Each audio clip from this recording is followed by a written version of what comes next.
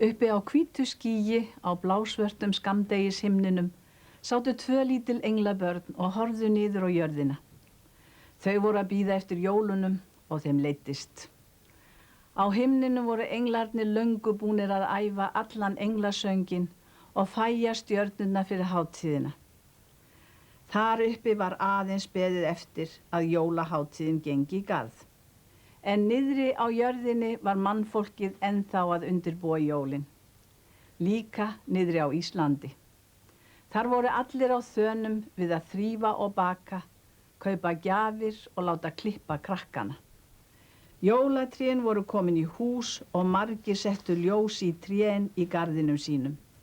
Það fannst englabörnunum fallegt. Þá eru líka jólaljós hjá fuglunum, sögðu þau. Það lítur að vera gaman að skreyta jólatré, sagði annað englabarnið, eins og mannabörnin gera. En það er ekki hægt á himnum, það dytti bara niður. En við getum hugsað okkur það, sagði hitt englabarnið. Eins og mannabörn hugsa sér okkur, þó að þau sjáu okkur ekki. Við skulum skreyta fallegasta jólatré í heimi, fyrir öll mannabörn, í þykjustunni. Og englabörnin tóku til óspilltra málanna. Á miðju Íslandi stóð allt í einu stærsta jólatré í heimi.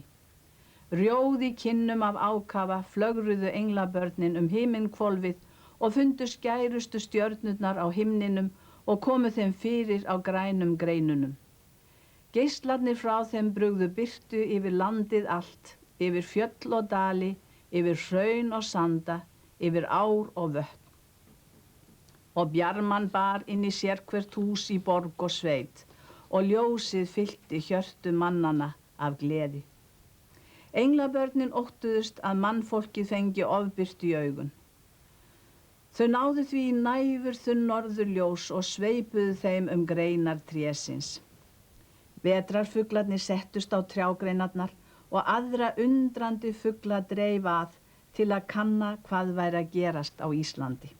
Nú vantaði ekkert nema eitthvað fallegt á toppinn á trénu. Englabörnin skimuðu í kringum sig og komu auga á góða gamla tunglið sem skein þarna skært og bjart og það taldi ekki eftir sér að tylla sér á toppinn á trénu. Þetta er ótrúlega fallegt, sögðu englabörnin agndofa, en samt vantar eitthvað.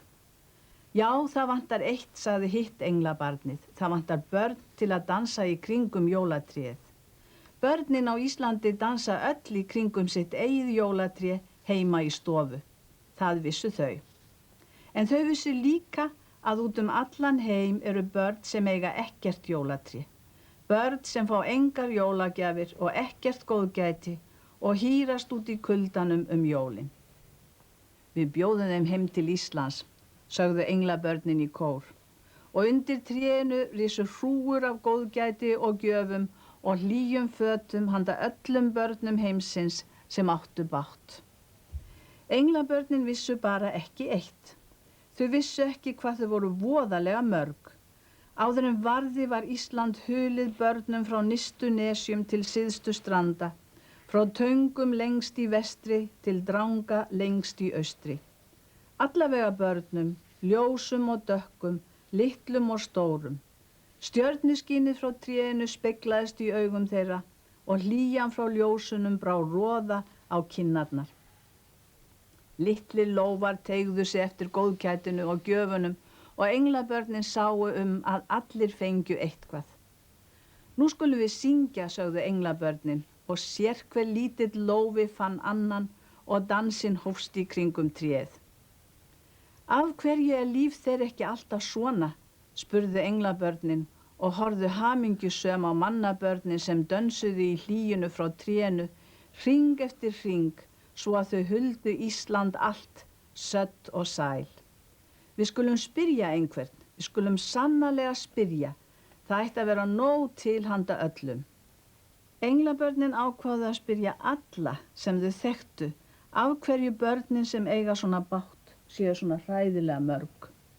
En áður þau náðu að spyrja, sáu aðrir englar himinsins hvað var að gerast niður á jörðinni og tóku undir sönginn með börnunum. Þau sungu svo heyrðist heimsbyggð alla, heimsum ból, helg eru jól.